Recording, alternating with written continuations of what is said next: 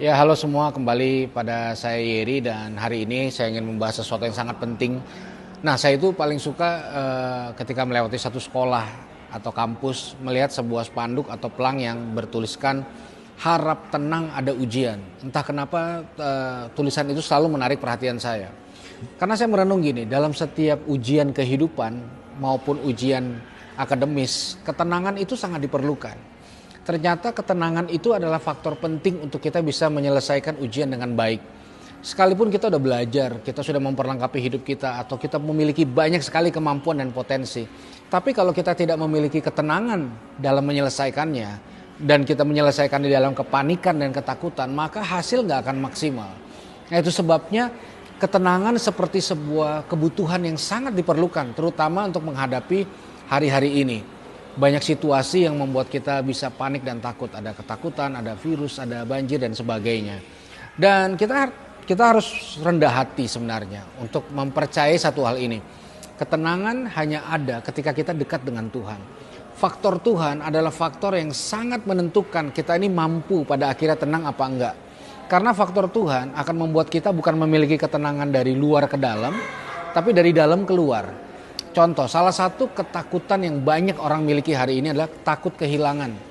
Apalagi kehilangan sesuatu yang berarti, yang berharga atau yang dia kasihi.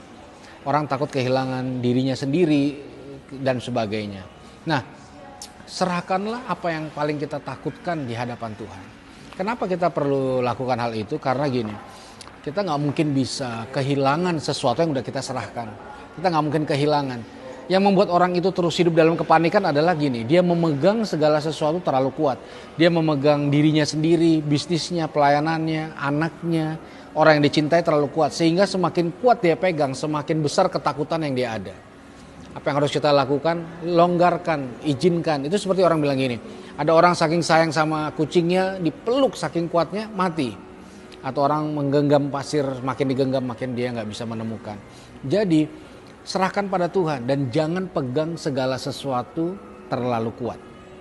Lalu apabila kita sudah mengalami kehilangan, apa yang harus kita lakukan supaya kita tetap tenang? Saya punya sebuah pengalaman. Ketika ayah saya sakit, kami berobat di China selama kurang lebih 10 bulan.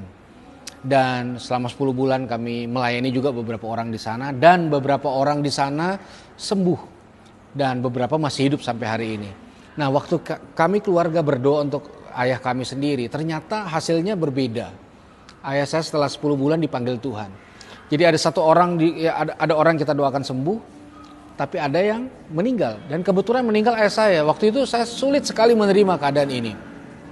Bagaimana orang bisa tenang kalau sudah kehilangan? Nah, saya kasih sebuah contoh dan ilustrasi, saudara. Andai kata saya punya sebuah handphone dan ketinggalan, kebetulan dipegang sama saudara, lalu saya pakai nomor lain, saya katakan, saya hubungi lalu saya bilang, saya titip handphone saya akan kembali lagi 3 bulan, dan di handphone saya ini ada banyak aplikasi, ada OVO, ada GoPay, silakan pakai, habiskan, misalnya ada 1 juta, silakan habiskan. Dan setelah saya bilang itu, rata-rata orang akan bilang ke saya adalah terima kasih, betul dong, terima kasih, ya lumayan lah. Dan setelah 3 bulan kemudian saya kembali, saya ambil kembali handphonenya, sekalipun kuota semuanya udah habis. Apa yang saudara katakan kepada saya ketika saya mengambil kembali? Pasti dong sama, terima kasih.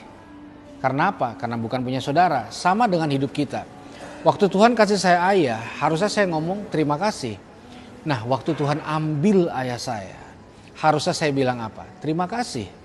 Ada banyak orang mengeluh, dia mulai usaha 20 tahun tapi diserobot orang dan dia kecewa. Waktu Tuhan kasih usaha, kita bilang apa? Terima kasih. Waktu Tuhan ambil, kita juga bilang apa? Terima kasih. Karena terima kasih sebenarnya punya arti yang sangat penting seperti ini. Terima kasih. Kalau dikasih terima, kalau diminta kasih.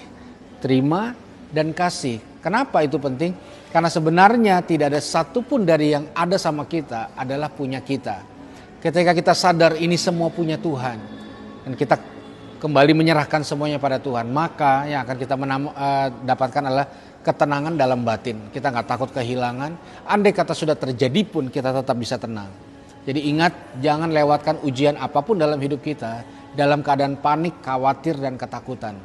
Percayalah hanya dekat Tuhan aja kita tenang, dan ketika kita tenang, semua ujian dapat kita lewati dengan baik. Jadi sekali lagi, harap tenang, ada ujian. Tuhan berkati.